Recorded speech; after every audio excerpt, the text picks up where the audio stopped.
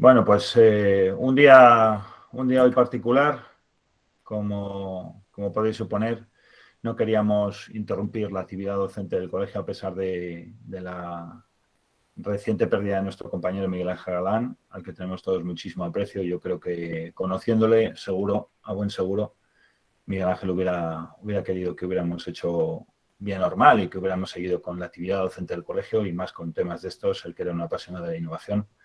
Así que, bueno, pues desde allá nos estará viendo seguro. Miguel Ángel, un fuerte abrazo y vamos a comenzar con esta mastermind de hoy que la va a presentar nuestra compañera Paula Areso Bóveda, que nos va a hablar de la comunicación en fisioterapia, asignatura pendiente. Dice, ella es una compañera que estudió en la Universidad de Zaragoza, ha estado de fisioterapeuta en los centros de Millán Pomar, en Burgos, siempre en Burgos, provincia de Burgos capital. Tiene varios premios de comunicaciones de pósteres, todos ellos, muchos de ellos prácticamente relacionados con temas de comunicación y de neurofisiología del dolor, educación grupal en neurofisiología del dolor, ejercicio terapéutico con pacientes diagnosticados de fibromialgia en las unidades de fisioterapia de atención primaria. Incluso ha ganado un premio al mejor póster en un congreso internacional de intervención grupal mediante educación en neurofisiología del dolor y ejercicio en fibromialgia. Ha sido ponente de Reenfocando el Dolor, una visión desde la neurociencia de aplicación de pacientes de fibromialgia, celebrado además en los 5 centros de salud adscritos a la unidad de fisioterapia, a las unidades de fisioterapia Burgos Centro.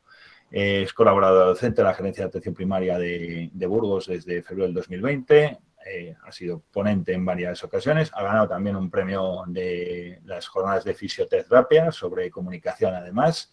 Es miembro de la SEFID, es coordinadora de los fisioterapeutas de atención primaria de la Gerencia de Atención Primaria de Burgos, es colaboradora de varios blogs, entre otros la fisioterapia.net. Así que, bueno, como siempre, currículums dilatados y currículums interesantes para la materia que nos ocupa. Paula, todo tuyo, adelante. Muchas gracias. Bueno, pues hola a todos. Gracias por la presentación. Y solamente decir que también trabajé en el Bierzo y desde aquí un saludito si hay algún compañero del Bierzo por allí, que tuve unos años muy buenos. Bueno, muchas gracias, como te digo, José Luis, y gracias al colegio por esta iniciativa que me parece tan buena y que me parece que nos nutrimos todos tanto los unos de los otros de esta manera tan sencilla, ¿no? Perdonad que esta... A ver... Voy a poner la presentación desde el principio, allí voy. Ahora, ¿vale? Pongo la presentación, ¿vale? Y empiezo.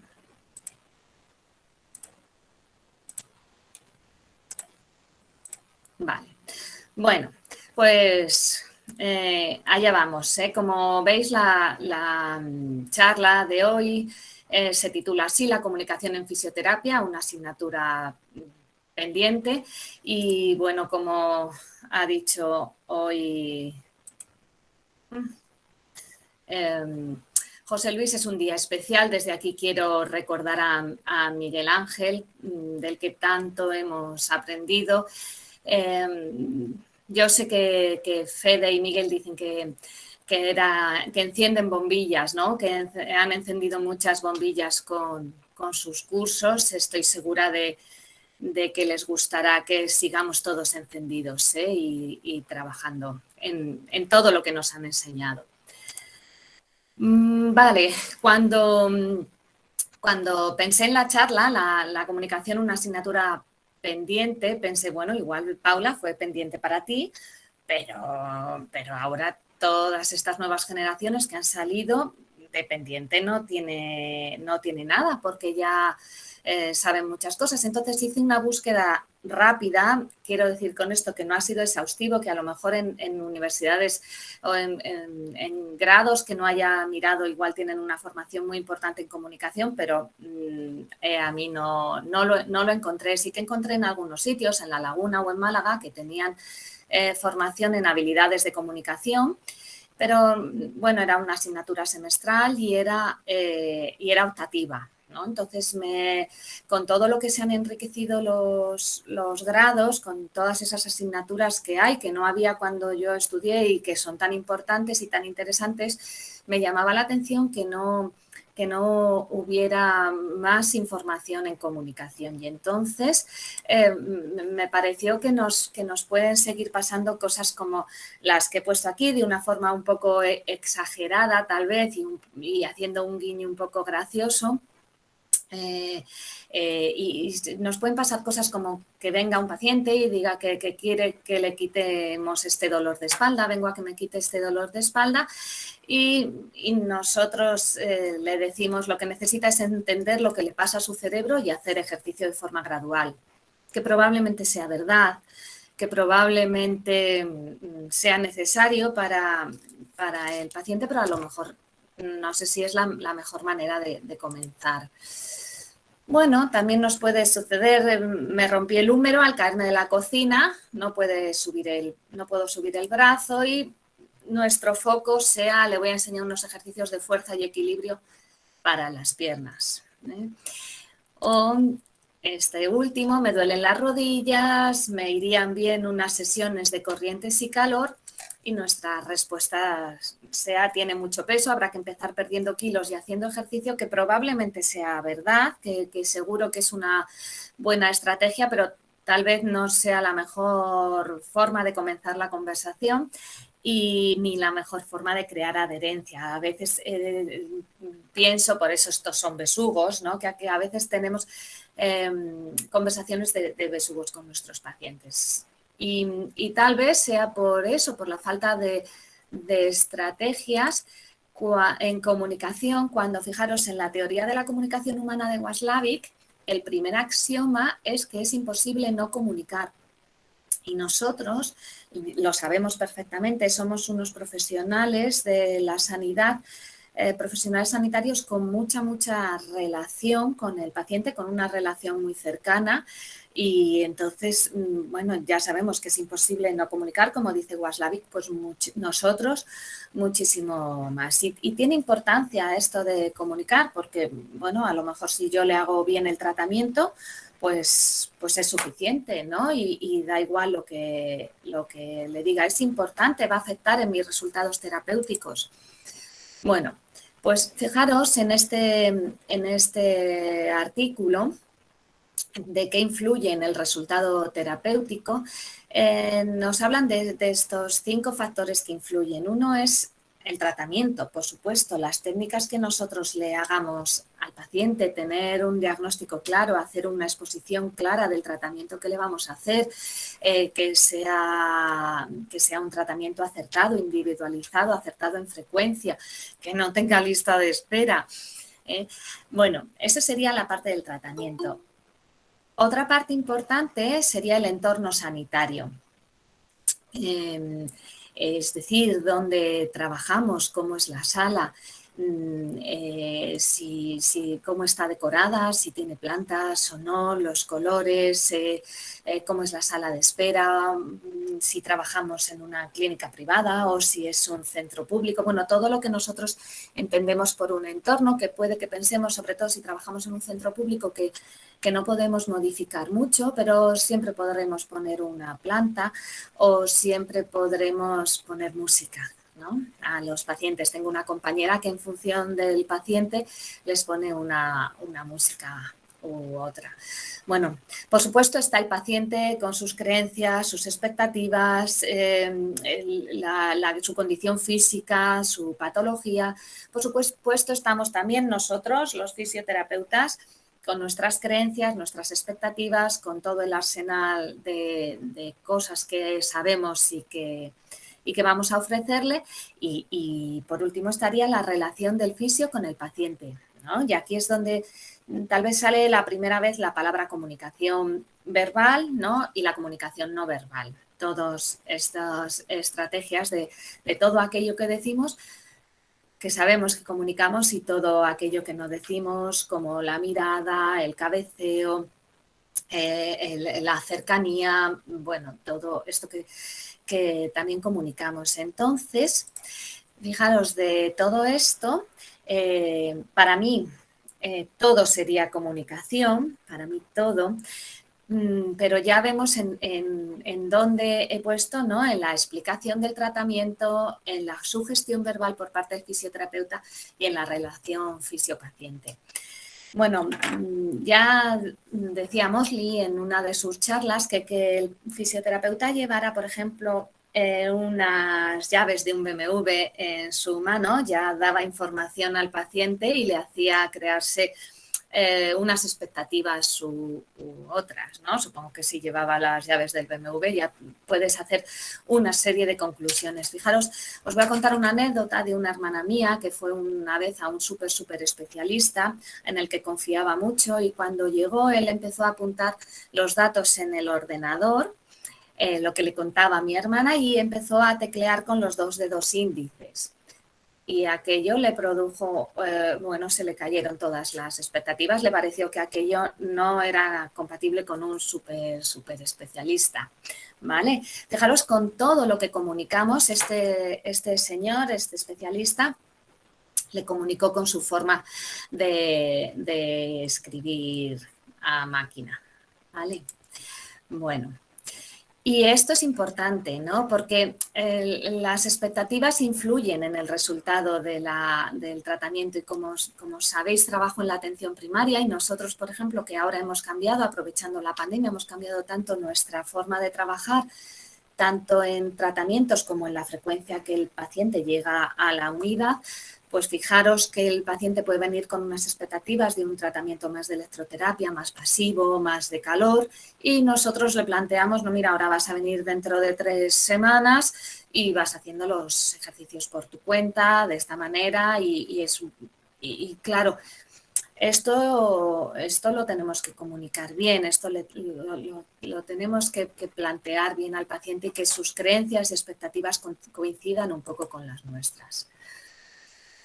Decía Rudyard Kipling en las palabras, que es el autor del libro de la selva, que las palabras son la droga más poderosa utilizada por la humanidad. Y es verdad, las palabras son muy poderosas y no siempre las utilizamos correctamente. Los que no conozcáis este artículo, Sticks and Stones, el impacto del lenguaje en la rehabilitación musculoesquelética, os lo recomiendo de verdad porque se lee muy fácil, es muy sencillito y nos habla sobre esto, sobre qué tipo de palabras empleamos con los pacientes. De esto iba un poco la TED y de cómo si utilizamos pues deshilachado, roto, desgastado, pues son palabras que van a generar ansiedad en el paciente y que no nos van a ayudar a la recuperación del mismo. Y se convierten en esas palabras en palos y en piedras. Bueno. Además, nosotros tenemos una responsabilidad como profesionales sanitarios, que es lo primero, no hacer daño. Si no puedes hacer el bien, por lo menos no hagas daño. Si no sabemos qué decir, a veces es mejor estar callado, dice ese otro dicho, pero con nuestras palabras podemos generar placebo, pero también podemos generar nocebo. También se pueden convertir en nocebo. En este hay un artículo muy bonito de Loana Coloca, que estuvo en el Congreso de Zaragoza del dolor, y en este artículo estudiaron cómo nuestras palabras pueden influir en el dolor, y lo estudiaron en el dolor, en la depresión y en el Parkinson. Y este gráfico en concreto es del dolor y de cómo una palabra ante el mismo input nociceptivo, una palabra placebos, van a generar opioides endógenos y la percepción dolorosa va a ser menor, mientras que las palabras nocebo van a generar ansiedad y va a aumentar entonces la percepción dolorosa. Entonces, es muy interesante que cuidemos las palabras, que cuidemos cómo las decimos, porque tenemos con nuestra voz, con nuestras palabras, un arma muy poderosa, como dice Kipling, y por qué podemos favorecer la kinesiofobia, el catastrofismo y la evitación. Y son 3 cosas que no nos interesan mucho y que muchas veces vemos esto es lo de la viga en el ojo ajeno. Vemos como en otros profesionales sanitarios aparecen nuestros pacientes. Nosotros también en muchas ocasiones favorecemos estas cosas, ¿eh? Así que es importante prestar atención y procurar que nuestras palabras lleven a nuestros pacientes a la autoeficacia y a la resiliencia, ¿eh? Porque sin duda así nuestros resultados terapéuticos serán mejores. Os he puesto aquí también este artículo porque todos, yo creo que ya aprendiendo de dolor, como sabemos que muchas veces las pruebas diagnósticas, las pruebas de imagen en sí no ayudan, ¿no? Una de las normas del no hacer en las lumbalgias inespecíficas, por ejemplo, es no hacer radiografías, ¿no? Porque sabemos que no solo no aportan, sino que encima pueden generar más ansiedad en el paciente y pueden retrasar la mejoría. Bueno, pues este artículo habla también de cómo, explicando las pruebas diagnósticas de una forma o de otra, podemos ayudar o podemos entorpecer al paciente, no solo con hacerlas, sino sino también explicándolas. O sea que yo creo que cada vez se escribe más sobre esto y eso es interesantísimo. Bueno, una de las cosas que me llamó la atención cuando preparaba esta ponencia era qué fácil es enseñar ejercicios a un paciente agudo, activo y motivado, ¿no? Y que es mucho más complicado enseñárselo a uno crónico, pasivo y desmotivado, y esto, claro que estamos todos aquí presentes, estamos de acuerdo, pero comparándolo un poco con el dolor crónico y el dolor agudo, pensaba si antes tratábamos el dolor crónico como el agudo o no lo distinguíamos del todo, aunque ahora ya lo veamos bastante más claro, pues pensaba si a veces no enseñamos ejercicios y planteamos cambios en los pacientes de la misma manera a un agudo que a un crónico, o me lo planteé yo, que igual vosotros perfectamente superado, pero pensé, pues claro que a lo mejor hay que utilizar más estrategias, a lo mejor hay que tener muchas más herramientas, porque es muy fácil motivar a un agudo, pero bastante más complicado trabajar con los del lado de la derecha y yo pienso que siempre es nuestra responsabilidad, porque pienso que siempre somos los profesionales sanitarios, la última palabra por supuesto la tiene el paciente, pero la forma de comunicar y la forma de motivar al paciente, en mi opinión, tenemos nosotros, voy a decir entre comillas, el mando, pero bueno, luego voy a explicar un poco más entrevista motivacional, espero que me entendáis un poco esto que quiero decir. Bueno, hablando del paciente y de la atención centrada en el paciente, os he puesto aquí al New Amsterdam, que habla de romper las reglas y sanar el sistema. Yo llegué a New Amsterdam, a esta serie, después de leerme este artículo que dice: ¿puede la atención centrada en el paciente y la toma de decisiones compartidas disminuir los costos del sistema, ¿no? Y entonces, este es un artículo que también os lo recomiendo si no lo conocéis, que habla de cómo en un hospital holandés gastaban mucho dinero y no tenían presupuesto, y entonces decidieron enfocarlo hacia la atención centrada en el paciente. Y las cosas empezaron a mejorar, empezó a mejorar mucho la atención y disminuyó el gasto. Y en la entrada de ese hospital holandés tienen un póster o tienen un cartel que dice: la mejor atención sanitaria comienza con una buena conversación. En este hospital decidimos juntos. Yo cuando lo leí me entraron ganas de ponerlo en nuestra unidad, pero luego pensé, bueno, primero cambiamos y luego ponemos el cartel, ¿vale? El director de este hospital siempre va preguntando en qué puedo ayudar, ¿no? ¿En qué puedo ayudar? Bueno, pues ahí queda. Vale, y ahora os voy a hablar un poquito al final ya de la charla de la entrevista motivacional. Yo siempre había hablado de la entrevista motivacional y entendía que era, bueno, pues motivar al paciente, ¿no? Hasta que llegó a mí este libro de la entrevista motivacional de Miller y Rolnick y me di cuenta de que era mucho más complejo y bastante más difícil de lo que pensaba.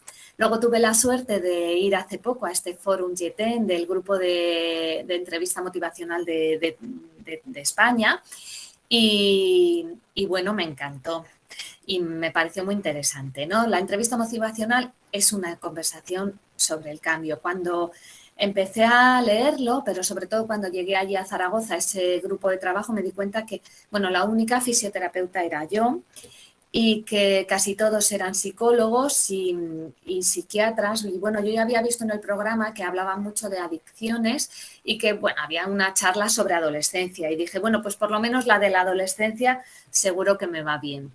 Pero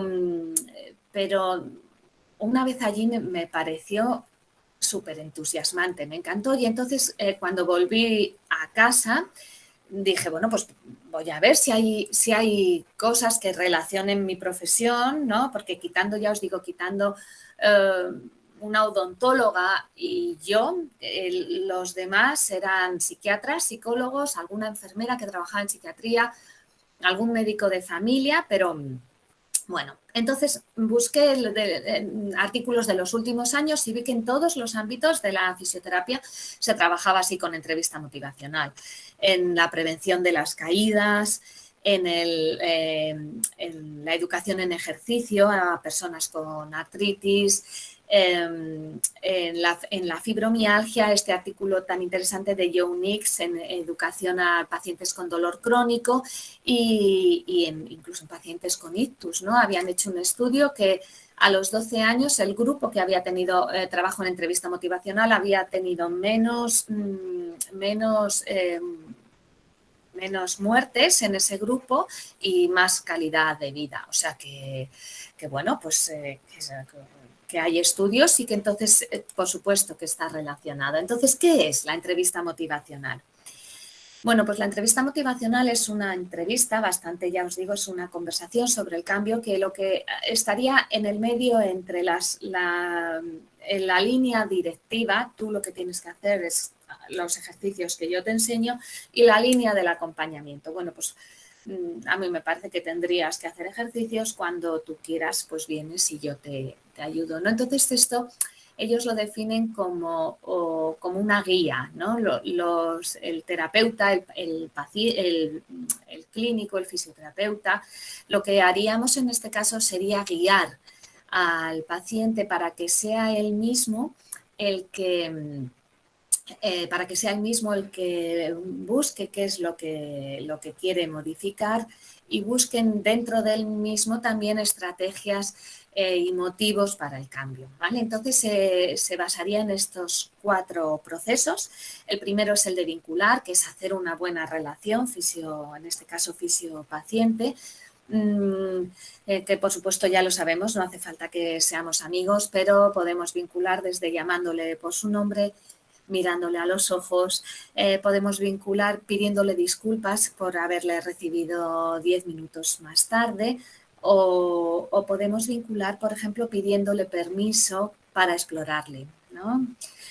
Somos muy directos porque pensamos que el paciente espera ya subirse a la camilla y está deseando, pero a lo mejor vinculamos mejor si le decimos ¿te parecería bien subirte a la camilla para que te explore o te parecería bien que te explorara el hombro para ver cómo podemos enfocar el tratamiento, ¿no? Y seguramente eso pensemos nosotros si a nosotros nos gustaría un poco más, no lo sé. Bueno, entonces, como veis, el vincular es lo que ocupa más espacio y es lo que ocupa más espacio y es lo más importante, es la base. El segundo paso sería enfocar, es decir, a nosotros a lo mejor podemos ver un foco de lo que le vendría bien al paciente, pero ¿qué es lo que al paciente le interesa? ¿Qué nos está contando de su discurso que él quiere cambiar? ¿Dónde está su problema? ¿No? El tercer paso sería el de evocar, que es el que mejor define la entrevista motivacional. Y este de evocar lo que lo que quiere es que el paciente busque en su interior, busque sus propios motivos para cambiar. Bueno, pues quiero hacer ejercicio para que me deje de doler la espalda, o quiero hacer ejercicio porque me echa una novia muy deportista y no puedo tener estas trazas. Y luego las estrategias que yo tengo, mis propias herramientas, las propias herramientas del paciente para cambiar. Y por último, ya al final de todo, después de haber hecho estos 3 pasos, planificamos lo que vamos a hacer. Entonces yo cuando leí esto dije, ay madre, pues yo creo que muchas veces por que vamos con prisas, por falta de tiempo, planifico lo primero. Venga, pues vamos a hacer lo que sea, ¿no? Cada uno nos podemos ver en esto y no sé si muchas veces no me habré saltado los pasos anteriores. Bueno, entonces esta frase la aprendí allí también y decían, ¿boxeamos o bailamos? ¿Bailamos con nuestros pacientes o boxeamos? Y creo que seguro que muchas veces bailamos, segurísimo que sí, pero a veces nos encontramos cuando decimos, pues le digo que haga a los pacientes los ejercicios y no me hacen ni caso. Ya les digo que que sean más activos y no hacen caso. Ya le he dado este libro para que se lo lea, pero ni caso. Pues a lo mejor ahí estaríamos boxeando con el paciente, porque si no nos hacen ni caso, pues darnos con un frontón, yo creo que se parecería más a boxear que bailar, y siempre es boxear tal vez no sea una buena idea. Bueno, pues os voy a contar ahora algunos errores o trampas que nos dificultan la comunicación y que me parece interesante tenerlos identificados, porque así podemos detectarlos, y a mí me vino muy bien identificarlos. Mirad. La primera trampa que podemos encontrar es la de la evaluación. Y creo que esto consciente e inconscientemente lo hacemos mucho. Sería un terapeuta, un fisioterapeuta que pregunta mucho: ¿cuándo te pasó? ¿Desde cuándo te duele? ¿Te agachas hacia adelante y estás peor? ¿Te duele el hombro de noche? ¿Qué actividad tienes? ¿Haces ejercicio? Y el paciente solo tiene que decir sí o no. Entonces, eso crea expertos activos y pacientes pasivos, ¿vale? Eso ya le da una idea al paciente de que nosotros tenemos el mando, y que además, con toda la información que estamos recopilando, que eso a él no le aporta nada porque esas cosas ya las sabe, pues nosotros con toda esa información tendremos que darle la solución. A mí esto me vino muy bien porque los grupos de fibromialgia que hacemos ahí en la unidad, cuando les hacemos la entrevista inicial, lo primero que yo hago y era un poco para empezar la conversación, les plantaba los test, ¿no? Venga, vete rellenando estos test y así como que empezamos. Bueno, pues en los próximos creo que los cambiaré. Esta trampa de la evaluación nos lleva también a la trampa del experto. Y el estilo del experto a lo mejor funciona bien cuando tenemos un problema agudo, un esguince de tobillo. Venga, esto es así, esto es asado. Le damos seguridad al paciente y seguro que confía más, pero tal vez no es la trampa del experto de yo sé lo que vamos a hacer, yo sé lo que te pasa y yo sé lo que vamos a hacer. Nos puede traer dificultades y luego queremos que el paciente colabore y aporte su experiencia, ¿vale? Bueno, seguro que muchas veces es necesario ser experto, ¿no? Lo mismo que muchas veces, cuando volví del curso, intenté aplicar la entrevista motivacional en mi casa, y a veces hay que utilizar también el modelo más directivo, ¿verdad? Pues seguro que a veces necesitamos el modelo directivo, pero con pacientes que queremos que cambien, esto no es interesante, ¿vale? La trampa del foco prematuro. Esto que parece un tintero en realidad es un botón de esos de los concursos en los que hay que apretar rápido para responder rápido. Y entonces, en algunas ocasiones, creo, yo me vi mucho en esto, es que enfocamos en lo que para nosotros es el problema. Rápidamente yo te enfoco, ¿no? Ah, ¿te has caído y te has roto, te has caído? Pues ya te voy a enseñar yo unos ejercicios para que no te caigas, ¿no? Pero a lo mejor el paciente tiene otro problema que le importa más que aquella caída, o al contrario, ¿no? A lo mejor no puede mover el brazo desde la caída, pero lo que quiere es volver a caminar bien. Bueno, pues si enfocamos prematuramente, podemos caer en la trampa de equivocarnos. Y me gustó mucho, la trampa de la etiqueta. También os voy a poner un ejemplo de la fibro. Cuando pasamos un test de criterios diagnósticos de fibromialgia y el paciente le sale que sí, que concuerda lo que a él le pasa con un diagnóstico positivo, y ellos preguntan, ¿y entonces tengo fibromialgia o soy fibromiálgica? Y entonces yo les digo, bueno, pues según este test, sí, pero yo no te considero que tienes fibromialgia, no vamos a poner una etiqueta porque si entras en los grupos o al entrar en los grupos lo que vamos a buscar es quitártela. Entonces no vamos a ponerte una etiqueta que luego queremos quitar. Las etiquetas son un rollo a veces y muchas veces. La trampa de la culpa, que a veces la hacemos sin querer. Claro, como no me haces los ejercicios, ¿cómo quieres estar? Claro, como has tardado tanto en venir.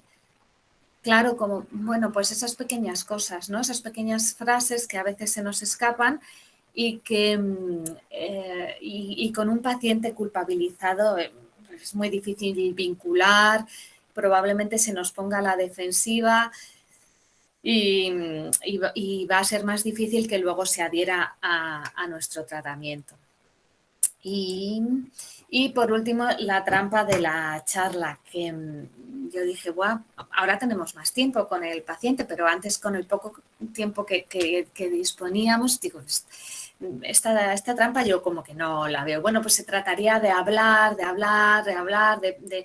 ya no de hablar del fin de semana o hablar de los amigos con el paciente, sino de dar vueltas alrededor del problema o de la patología sin llegar a enfocar y sin llegar a evocar y sin llegar a planificar nada, ¿no? Y entonces esto sería al final una pérdida de tiempo. Bueno, muy bien. Aquí os he puesto algunos de los artículos con los que he trabajado para preparar esta charla. Me parecen todos muy interesantes, me parece que también se puede trabajar. Hay mucho escrito cada vez más sobre fisioterapia y comunicación y bueno, y si no, sobre comunicación en el ámbito sanitario que a mí me parece tan importante.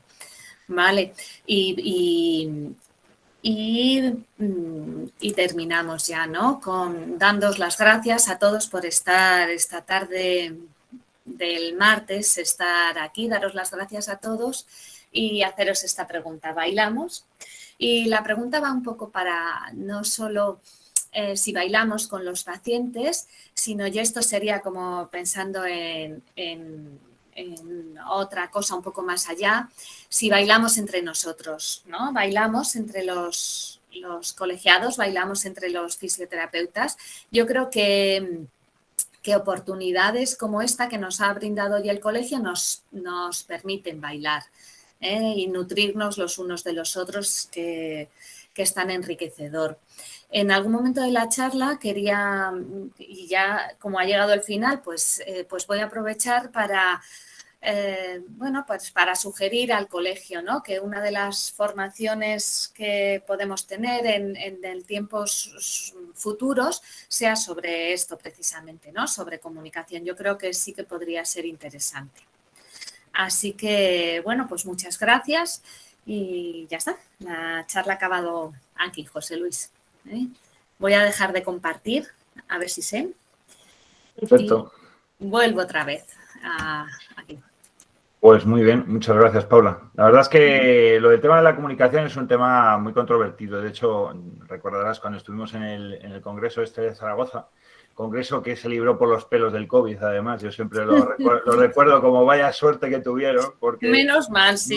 medio mes más y le hubieran tenido que desmantelar todo y hubiera sido un problema económico, además, para el Colegio de Aragón, de Comunidad de Aragón, bastante importante. Pero bueno, a mí una cosa que me resultó curiosa es que fue mucho centrado en psicología y en muchas charlas a mí me dio la sensación del poder del efecto placebo y también el poder del efecto placebo por eso, por lo que dices, por la comunicación, ¿no? Por cómo tratar a la gente, cómo comunicar y cómo dar también los mensajes de pues eso, de los problemas, de las terapias, etcétera, etcétera.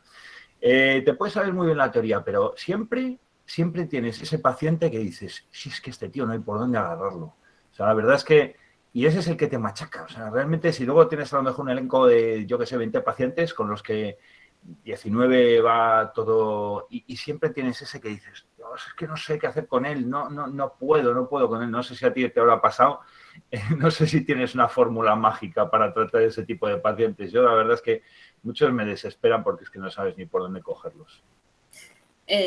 Bueno, yo tengo una pega muy grande que todo se me nota en la cara, todo.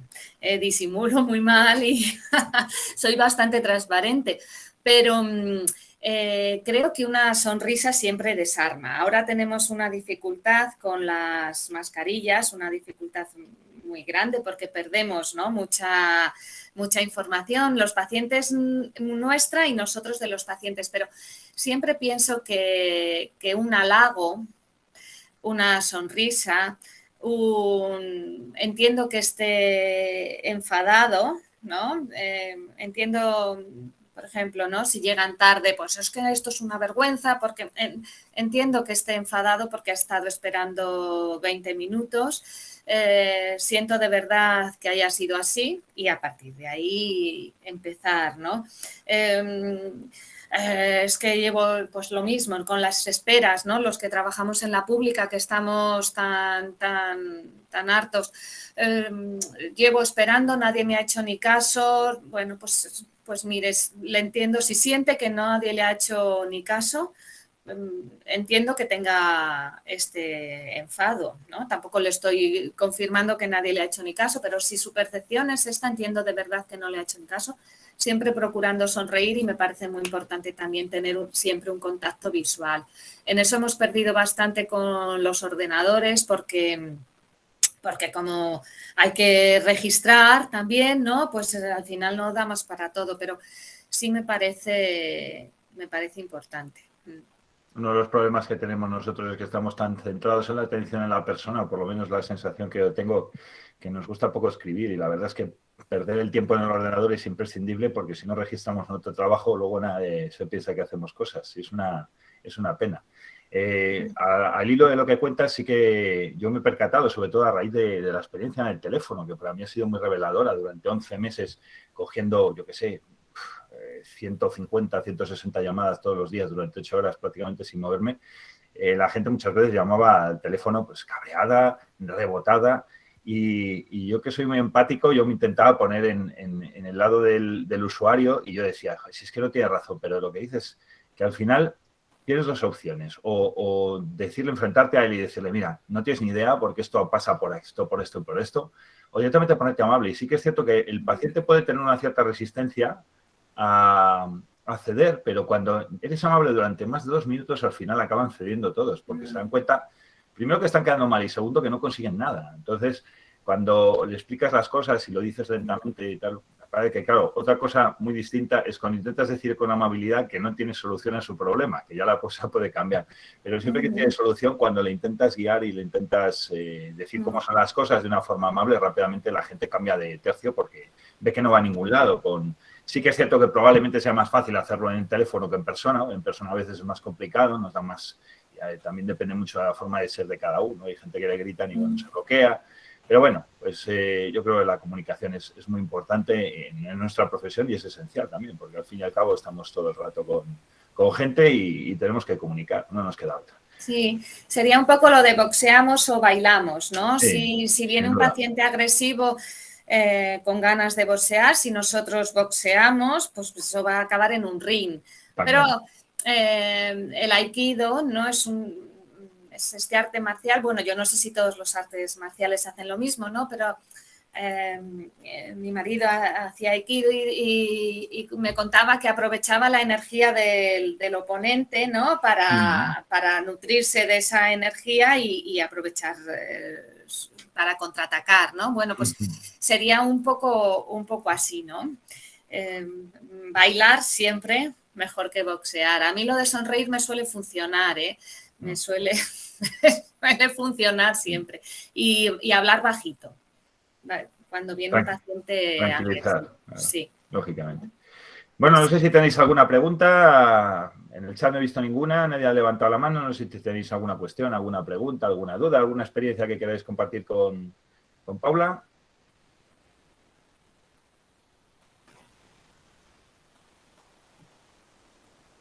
Venga, nadie se anima. Bueno, yo como representante del colegio tomo el testigo de lo del tema de la comunicación. Si bien es cierto que hay que enfocarla, porque la comunicación tiene unas vertientes muy... Yo he tenido la suerte de dar cursos de comunicación. Claro, no es lo mismo la comunicación en una televisión que la comunicación en un medio de comunicación, que la comunicación delante de 500 personas o la comunicación con un paciente. No tiene nada que ver. Y yo creo que también enfocarlo por ahí es muy importante, porque no, tú vas a buscar una formación sobre comunicación, y yo he visto una además, un anuncio que tiene el Colegio de Andalucía sobre un curso de comunicación que están haciendo, y está más orientado hacia cómo comunicar en un escenario con 500 personas, que son los cursos que yo he hecho, que están muy bien, pero no tiene nada que ver, porque tú delante de un paciente no te pones, hola, buenas tardes, hoy hemos venido aquí, no sé qué, y puede Bueno, ser muy bueno. en la actividad grupal a lo mejor sí, ¿no? Sí, en eso sí, está claro. Lo que a mí más me recuerda al teatro, por ejemplo. Sí, En la pero actividad grupal. has hecho algo de teatro tú. ¿Tú has hecho Yo, teatro? yo sí, José Luis, a mí me encanta la farándula. Fíjate, cuando yo no te conocía, cuando las charlas TED, Sí. la fisioterapia que hicimos allí y tal, y hiciste tú la presentación esa, yo no te conocía y una chica que estaba a mi lado decía, esta chica hace teatro. Digo, joder, la han calado. Sí, sí. Sí. Pues sí, la verdad es que lo miraremos, lo único que es una comunicación muy enfocada. Y sí que es cierto que hay mucho profesional que está relacionado con el mundo de la comunicación, pero no tanto con la comunicación del ámbito sanitario. Yo creo que entra más un poco dentro del ámbito de la psicología, más que de en sí de los medios de comunicación. Yo vengo de una familia que son prácticamente todos periodistas, mi hermana era periodista, mi padre era periodista. Y bueno, lo del tema de comunicar es que no tiene nada que ver en el ámbito de comunicación, de hablar, lo que digo, en un medio público, o en una radio, en una entrevista, con hablar delante de un paciente. Normalmente la gente que tiene soltura en una cosa la tiene en la otra, cierto es, pero hay veces que te atascas. Y yo ahora cuando hablamos siempre se te pasan por la cabeza 2 o 3 pacientes que tienes de estos de yo, este tío, no sé qué hacer con él, porque no sabes por dónde cogerle. Además, si vienes un día de buenas, te toma por un lado, si vienes de malas, te lo coge por el otro. Y lo que dices tú, que no hay cómo bailar con él. No hay Claro. forma humana de bailar con él.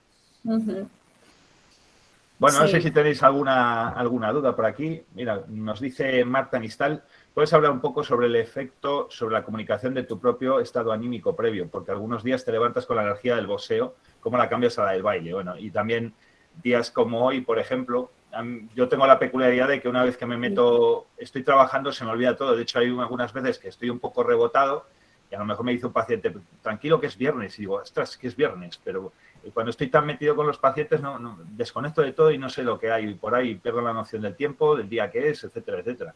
Pero sí que es cierto que tienes días malos. ¿Qué haces esos días malos? ¿Qué podemos hacer ese día que no te apetece bailar y el día que estás que te boxearías con todo el mundo? Bueno, yo no sé si tengo mucha capacidad para hablar de esto ahora o puedo hablar de mi historia personal, ¿no? Yo creo que hay días que no tenemos capacidad para bailar, pero por lo menos no boxeemos, ¿no? Porque además, como he dicho antes durante la charla, creo que siempre la responsabilidad la tenemos más nosotros, el timón lo tenemos nosotros, porque no estamos en el mismo plano que está el paciente, nosotros estaríamos un poco por arriba, ¿no? Y el paciente está en nuestra casa, está como un poco en nuestro territorio. Entonces, es lo mismo que lo de si no puedes hacer bien, por lo menos no hagas daño. Pues si no tienes ese día capacidad de bailar, pues haz algo plano, pero por lo menos no boxees, porque claro que es verdad que no siempre estamos estupendos, no estamos, pero bueno, por lo menos no boxeemos, ¿sí? Eso sería. Y poco más puedo aportar. Nosotros hace 2 semanas hemos dado un curso en atención primaria sobre habilidades no clínicas para fisioterapia en atención primaria. Fisioterapia centrada en la persona, estuvo interesante. Sí que es cierto que es una cosa muy, ya te digo, que está más relacionada con el ámbito de la psicología y cuando te metes un poco en ella es un poquito espesa, un poquito difusa.